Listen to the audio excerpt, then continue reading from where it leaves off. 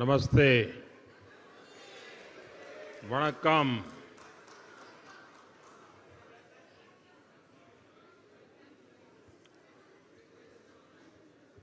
आप सबको नमस्कार।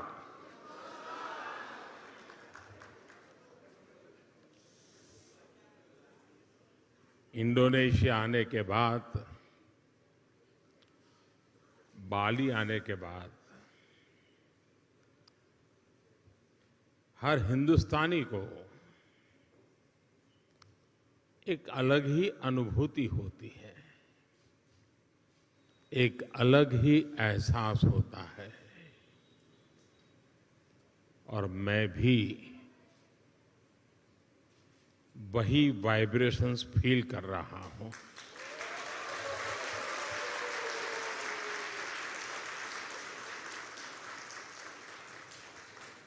जिस जगह के साथ भारत का हजारों वर्षों का रिश्ता रहा हो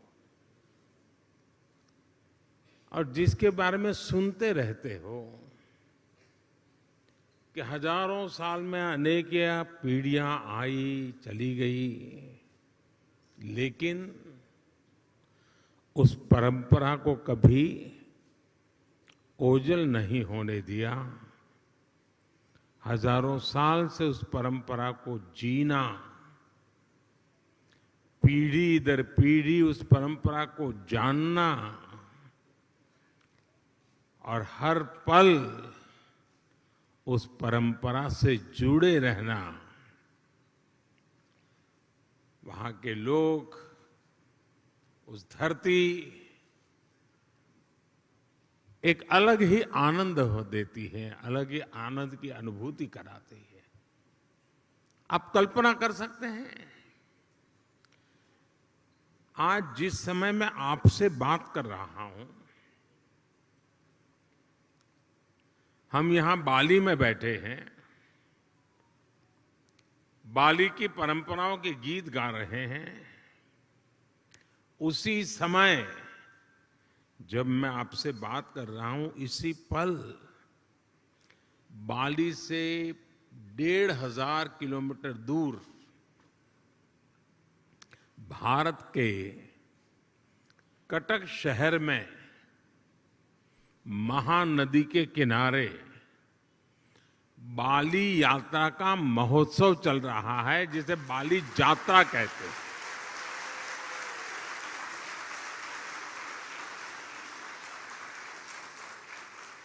और ये बाली यात्रा है क्या? ये महोत्सव भारत और इंडोनेशिया के बीच हजारों वर्षों के ट्रेड रिलेशंस को सेलिब्रेट करता है। इंडोनेशिया के लोग इस बार की बाली यात्रा के फोटो इंटरनेट पर देखेंगे तो उन्हें वाकई गर्व होगा, आनंद होगा, उत्साह से भर जाएंगे।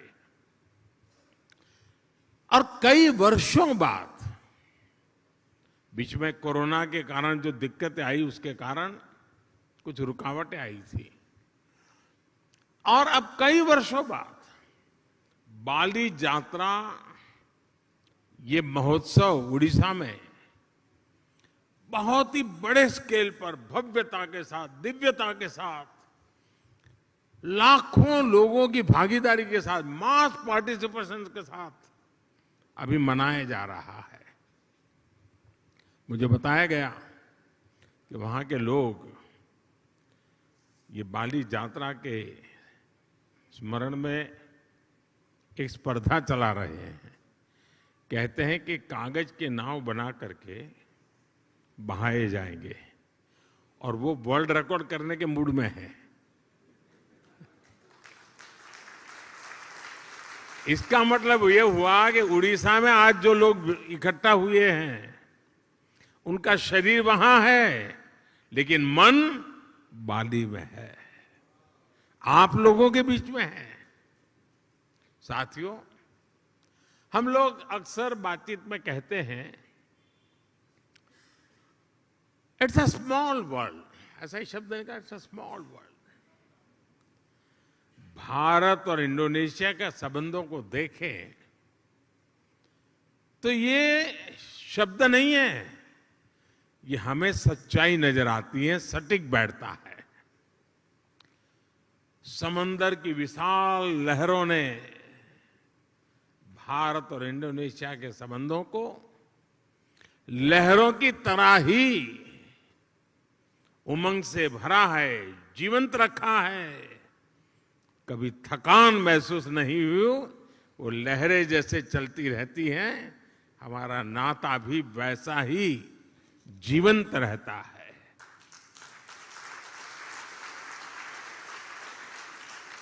एक समय था जब कलिंग, मेदांग जैसे साम्राज्यों के माध्यम से भारत का दर्शन, भारत की संस्कृति इंडोनेशिया की धरती तक पहुंची।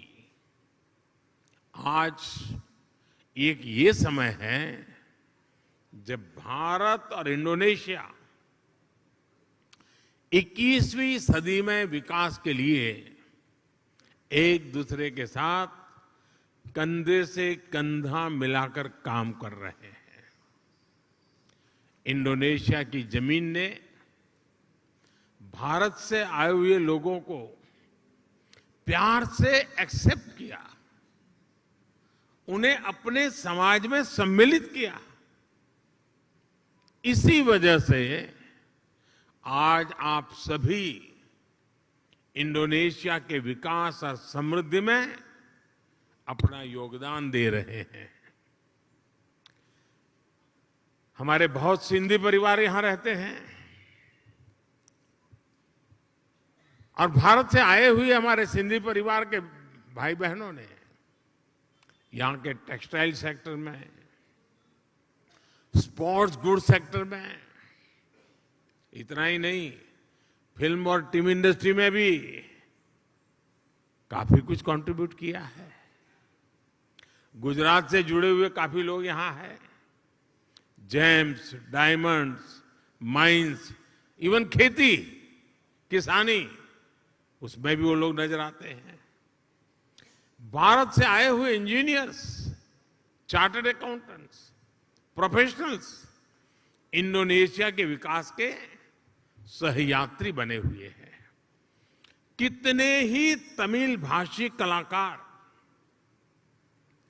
यहां की संस्कृति, यहां के आर्ट्स को और समृद्ध करने में अपना योगदान दे रहे हैं। मुझे याद है जब 3-4 साल पहले इंडोनेशिया के बप्पा नयोमान न्यू आर्टा जी को भारत ने पद्मश्री से सम्मानित किया था, उस समय भारत का राष्ट्रपति भवन तालियों की गड़गड़ाहट से गूंजता ही रहता था। उनकी बनाई कलाकृति गरुड़ विष्णु केनकाना का कोई शायद हिंदुस्तानी ऐसा नहीं होगा जो उसकी प्रशंसा न करता हो। ऐसे ही इंडोनेशिया के वायन दिव्या और आगोस इंदिरा उदयन जी, उनको जब पद्म सम्मान मिला था तो मुझे उनके बारे में काफी कुछ जानने का, निर्णय करने से पहले मुझे काफी कुछ उनके विषय में जानने का मौका मिला। आगोस इंदिरा उदयन जी, आप भली भांति परिचित हैं उनसे और आज यहां मौजूद भी हैं। वो बाली में महात्मा गांधी के विचारों को आगे बढ़ाने के लिए जी जान से जुटे हुए हैं।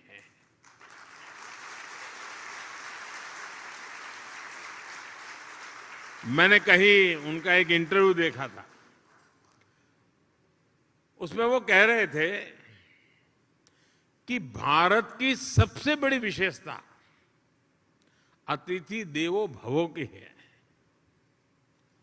यानी अतिथि देवो भव, ये भावना जो है, ये हर भारतीय के रगों में है। अपनत्व का ये भाव प्रकट होता है। मुझे इंटरव्यू पढ़ के अच्छा लगा, लेकिन मुझे एक ही बात और भी बतानी चाहिए। अपनत्व के विषय में भारत की तारीफ हो रही होगी, लेकिन इंडोनेशिया के इंटरव्यू पढ़ के अच्छा लगा, लेकिन मुझे एक ही बात और भी बतानी चाहिए।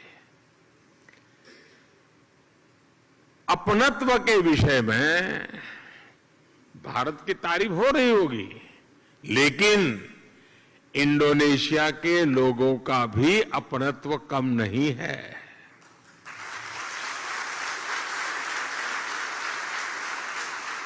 जब मैं पिछली बार जकार्ता में आया था, इंडोनेशिया के लोगों ने जो स्नेह दिया, जो प्यार दिया, मैंने उसे करीब से देखा था, महसूस किया था। इतना मान, सम्मान, प्यार, स्नेह, अपनापन, क्या कुछ नहीं था। और मुझे याद है, राष्ट्रपति जोको विडोडो जी के साथ पतंग उड़ाने में मुझे जो मजा आया था, हम दोनों पतंग उड़ाने चले गए थे, वो अद्भुत था। और मेरी तो गुजरात में संक्रांति पर पतंग उड़ाने की बड़ी ट्रेनिंग रही है। और मुझे पता है, यहां इंडोनेशिया में भी संक्रांति पर खूब पतंग उड़ाई जाती है। यहां पास में,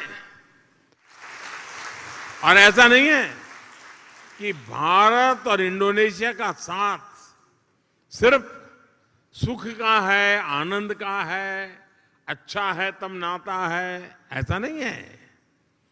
हम सुख दुख के साथी हैं। अगर सुख में साथी हैं, तो हम दुख में भी उतने ही साथी हैं। हम सुख दुख में एक दूसरे के सुख दुख को बांटने वाले लोग हैं। जब 2018 में इंडोनेशिया में इतना बड़ा भूकंप आया, तो भारत ने तुरंत ऑपरेशन समुद्र मैत्री शुरू किया था। इसलिए ही उस साल में जकार्ता आया था, और तब मैंने एक बात कही थी। मैंने कहा था कि भारत और इंडोनेशिया में 90 नॉटिकल मील का फासला भले हो, लेकिन हकीकत तो ये है, हम 90 नॉटिकल मील दूर नहीं है, हम 90 नॉटिकल मील पास है।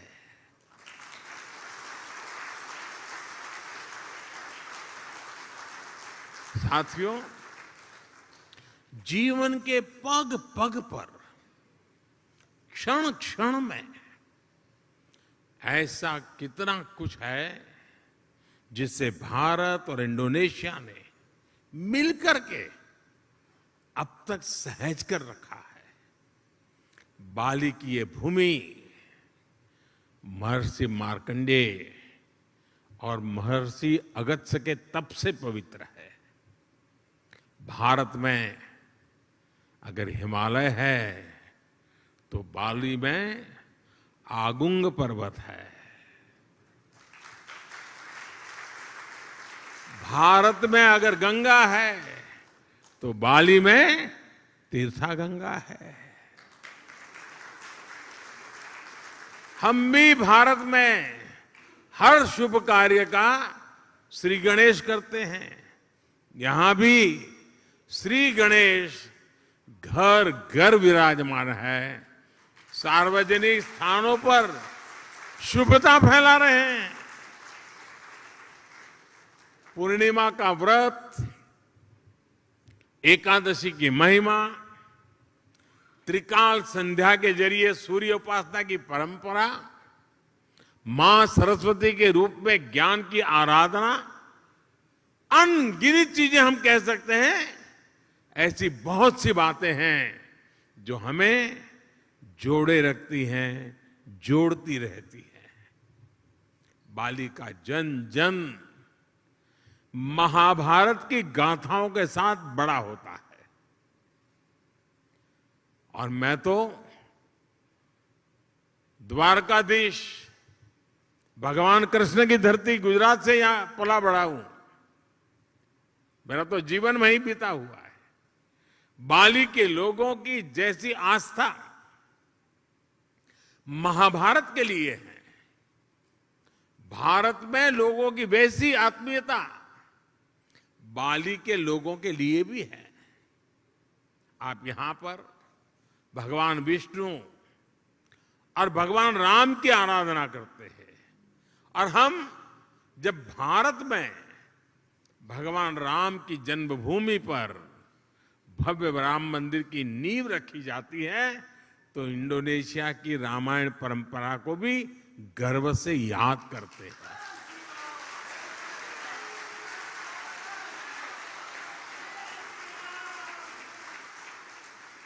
कुछ साल पहले जब भारत में रामायण फेस्टिवल का आयोजन हुआ था, तो इंडोनेशिया के भी कई कलाकार, यहां से कई कलावृंद भारत आए थे, और अहमदाबाद में, हैदराबाद में, लखनऊ में, अनेक शहरों में वो अपना कार्यक्रम करते करते वो अयोध्या आए थे। उनका आखिरी समापन कार्यक्रम अयोध्या में हुआ था और बहुत वाहवाही हुई थी। हिंदुस्तान में जहां गए अखबार भरे पड़े रहते थे। भाइयों और बहनों, बाली में ऐसा शायद ही कोई व्यक्ति होगा जिसकी अभिलाषा नहीं होगी कि अपने जीवन में एक बार अयोध्या या द्वारिका के दर्शन न करे, ऐसा शायद कोई भी इंसान नहीं होगा। भारत में भी लोग प्रम्बानन मंदिर और गरुड़ विष्णु केनकाना की भव्य प्रतिमा के दर्शन करने के लिए बहुत ही इच्छुक रहते हैं। कोरोना काल से पहले एक साल में ही 5 लाख से ज्यादा भारतीयों का अकेले बाली आना ही इसकी गवाही देता है। साथियों, जब विरासत साझा होती है, जब मानवता के प्रति आस्था समान होती है, तो प्रगति के लिए भी समान रास्ते बनते जाते हैं। कुछ महीने पहले ही 15 अगस्त को भारत ने अपनी स्वतंत्रता के 75 साल पूरे किए हैं। इंडोनेशिया का इंडिपेंडेंस डे भारत के स्वतंत्रता दिवस के 2 दिन बाद 17 अगस्त को आता है, लेकिन इंडोनेशिया को भारत से 2 साल पहले स्वतंत्र होने का सौभाग्य मिला हुआ था। इंडोनेशिया से सीखने के लिए भारत के पास बहुत कुछ है, और अपनी 75 वर्षों की विकास यात्रा से भारत के पास भी इंडोनेशिया को देने के लिए बहुत कुछ है। भारत का टैलेंट, भारत की टेक्नोलॉजी, भारत का इनोवेशन, भारत की इंडस्ट्री, आज इन सारी बातों ने दुनिया में अपनी एक पहचान बनाई है। आज विश्व की अनगिनत कंपनियां ऐसी हैं, कई बड़ी कंपनियां ऐसी हैं जिसके सीईओ भारतीय मूल के हैं। आज दुनिया में जितने यूनिकॉर्न बनते हैं ना, 10 में से 1 यूनिकॉर्न भारत का होता है। आज भारत दुनिया की फास्टेस्ट ग्रोइंग लार्ज इकोनॉमी है। आज भारत डिजिटल लेन देन में दुनिया में नंबर 1 है। आज भारत ग्लोबल फिनटेक के मामले में दुनिया में नंबर 1 है।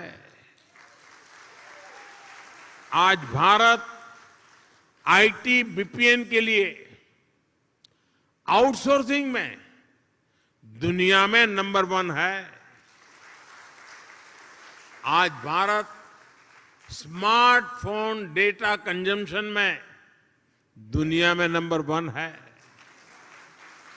आज भारत कितनी ही दवाइयों की सप्लाई में, अनेकों वैक्सीन की मैन्युफैक्चरिंग में दुनिया में नंबर 1 है। साथियों, 2014 के पहले और 2014 के बाद के भारत में बहुत बड़ा फर्क जो है,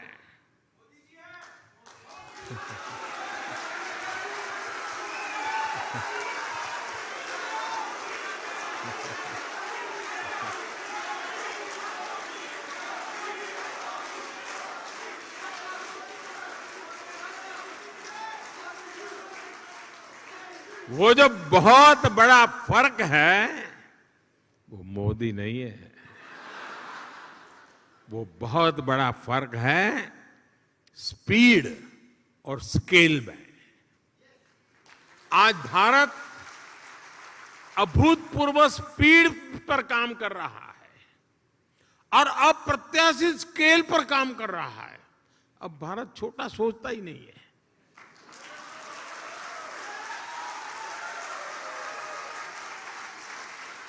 स्टैच्यू बनाएगा तो दुनिया में सबसे बड़ा, स्टेडियम बनाएगा तो दुनिया में सबसे बड़ा। 2014 के बाद से भारत ने 320 मिलियन से अधिक बैंक अकाउंट खोले हैं, बैंक में खाते खोले हैं।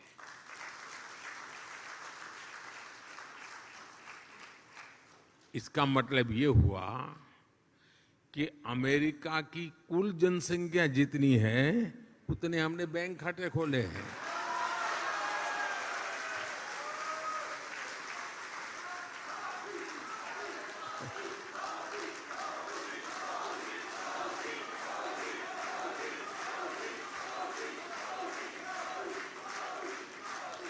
दो 2014 के बाद से भारत ने करीब 3 करोड़ गरीब नागरिकों के लिए मुफ्त घर बनाए हैं। घर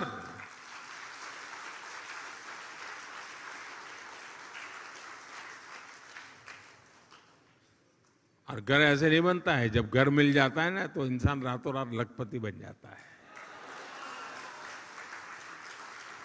और जब मैं 3 करोड़ घर की बात करता हूं, उसका मतलब क्या है? इसका मतलब यह है कि ऑस्ट्रेलिया के परिवार को नहीं, ऑस्ट्रेलिया के हर नागरिक को घर मिल जाए, इतने घर बनाए हैं।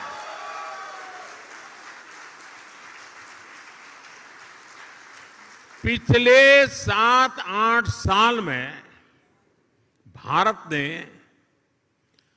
55,000 किलोमीटर 55,000 किलोमीटर नेशनल हाईवे बनाए हैं। यानी स्केल बता रहा हूं मैं, पूरी धरती के लगभग 1.5 चक्कर लगाने के बराबर है।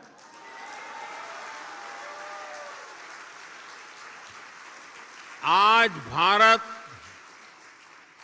आयुष्मान भारत योजना के तहत जितने लोगों को 5 लाख रुपए तक के मुफ्त इलाज की सुविधा दे रहा है, 5 लाख रुपए तक अगर उसका मेडिकल बिल 1 साल का बनता है तो जिम्मा सरकार उठाती है। इसका बेनिफिट कितने लोगों को मिलता है? 5 लाख रुपए तक की मेडिकल सुविधा जो मिलती है वो पूरे यूरोपियन यूनियन की कुल आबादी से ज्यादा लोगों को मिलती है।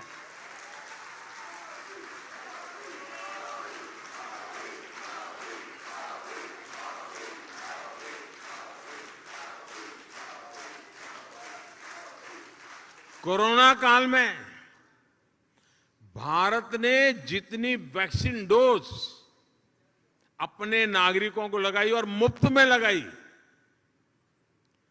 वो जो वैक्सीन डोज है ना, उसकी अगर मैं संख्या का हिसाब लगाऊं तो अमेरिका और यूरोपियन यूनियन, उन दोनों की कुल आबादी जो है उससे 2.5 गुना ज्यादा डोज हमने हिंदुस्तान में लगाए।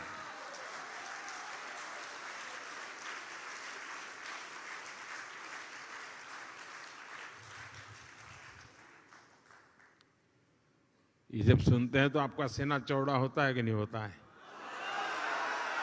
आपको गर्व होता है कि नहीं होता है? आपका माथा ऊंचा होता है कि नहीं होता है? और इसलिए मैं कहता हूं कि भारत बदला है। साथियों, आज का भारत अपनी विरासत पर गर्व करते हुए, अपनी विरासत को समृद्ध करते हुए, जड़ों से जुड़े रह करके आसमान छूने के लक्ष्य के साथ विकसित भारत बनाने के लक्ष्य को लेकर के अब निकल पड़ा है।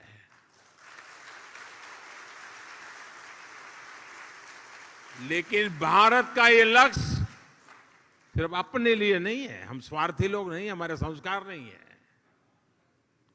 21वीं सदी में आज विश्व की भारत से अपेक्षाएं हैं, जो आशाएं हैं, भारत उसे अपनी एक जिम्मेवारी समझता है, एक दायित्व के रूप में देखता है, और हम दुनिया की भलाई के लिए अपने आप को आगे बढ़ाने के लिए मक्कम है, संकल्पबद्ध है।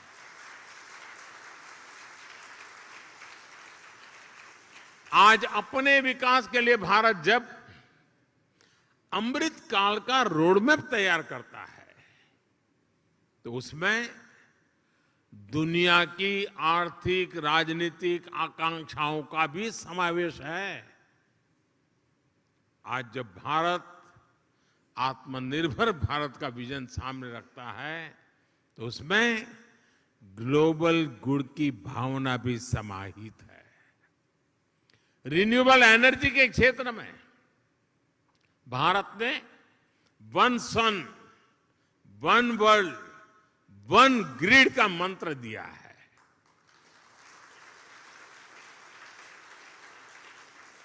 वैश्विक स्वास्थ्य को मजबूत करने के लिए भारत ने वन अर्थ, वन हेल्थ, इसका अभियान चलाया है।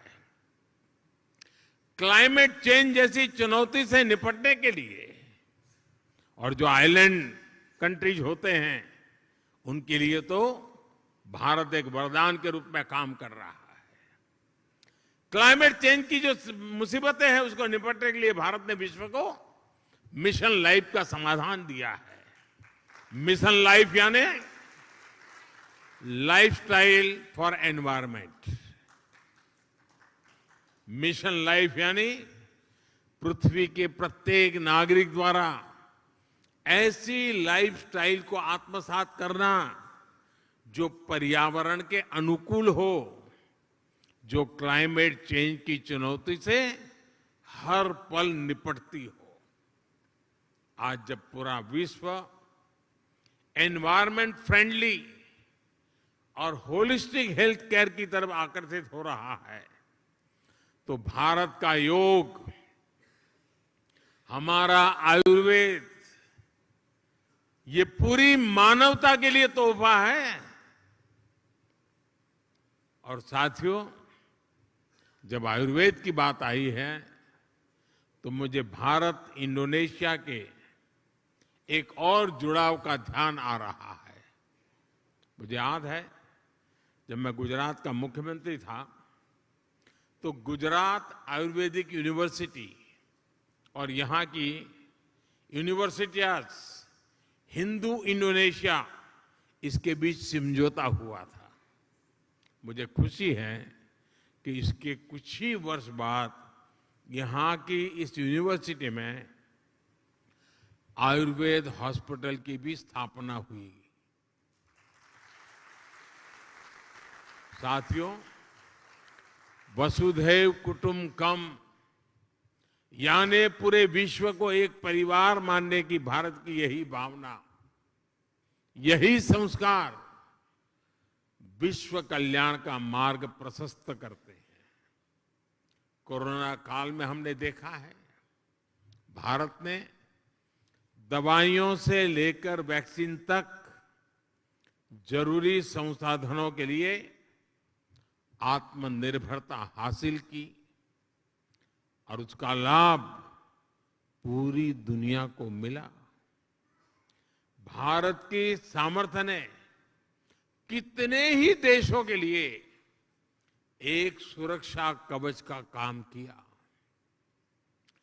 इंडोनेशिया जैसे हमारे पड़ोसी और मित्र देशों के लिए हम विशेष रूप से कंधे से कंधा मिलाकर खड़े हुए।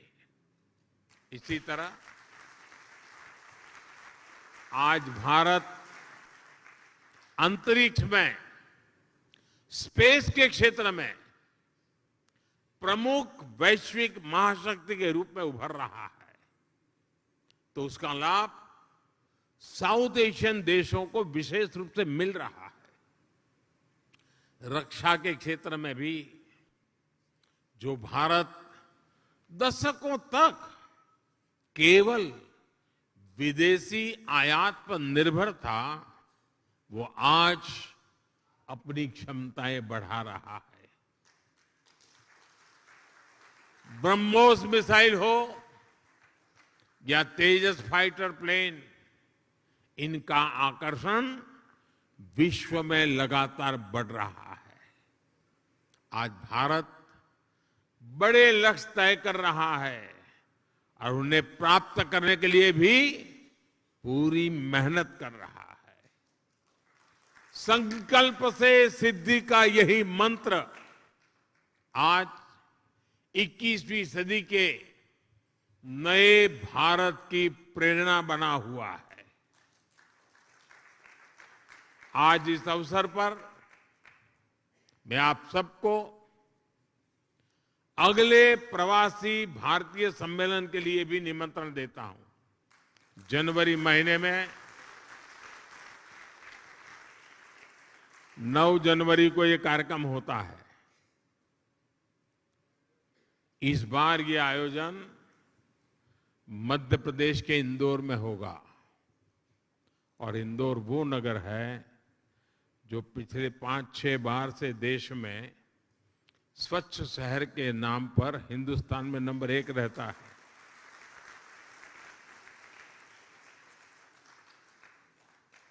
और इसलिए आप इंदौर के प्रवासी भारतीय कार्यक्रम में जरूर जुड़िए।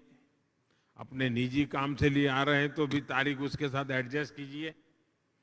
और जब आप इंदौर आएंगे तो उसके 1-2 दिन के बाद ही अहमदाबाद में काइट फेस्टिवल होता है। इंडोनेशिया वाले काइट फेस्टिवल में न जाए ऐसा हो सकता है क्या? और जब आप आए, अकेले मत आना, सिर्फ अपने परिवार को ही लेकर के आकर के रुक मत जाना। कुछ इंडोनेशियन परिवारों को भी साथ ले आइए।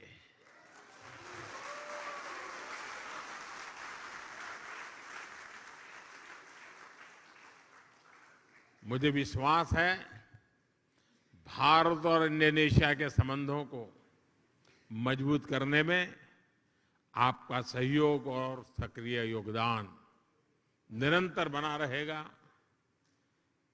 आप सब पूरी मेहनत से आपकी इस कर्मभूमि के कल्याण के लिए, आपकी इस कर्मभूमि में जितना ज्यादा योगदान दे सके देते ही रहेंगे। ये भारत के संस्कार है और देने भी चाहिए, ये हमारा दायित्व बनता है। और मैं देख रहा हूं हमारे बोहरा समाज के बहुत साथी यहां आए हैं और ये मेरा सौभाग्य रहा है कि सैयदना साहब के साथ मेरा बड़ा निकट संबंध रहा है। मुझे बहुत प्रसन्नता होती है, दुनिया में कहीं पर भी जाओ, कोई मिले या न मिले, मेरे बोहरा परिवार के लोग तो आएंगे ही।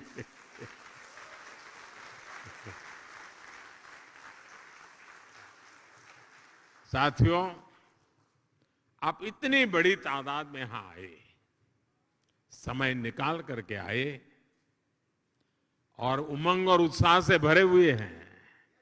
और मैं देख रहा हूं कि उड़ीसा में बाली यात्रा में जितना उमंग है, उतना ही उमंग यहां नजर आ रहा है मुझे।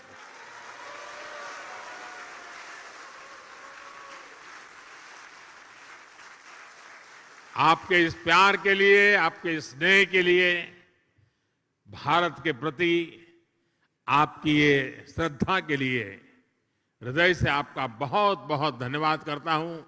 अनेक अनेक शुभकामनाएं देता हूं। धन्यवाद साथियों।